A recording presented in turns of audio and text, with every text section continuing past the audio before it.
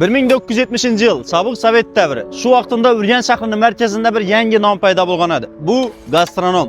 Odamlarning aytishi bo'yicha 1970-yilda, lekin bizning bilishimiz bo'yicha 1994-yilda Urganch shahrining markazi, hozirgi Al-Xorazmiy ko'chasida gastronom savdo shoxobchasi bo'lgan va u o'sha davrda Xorazm viloyatidagi eng katta va eng birinchi savdo shoxobchasi bo'lgan edi.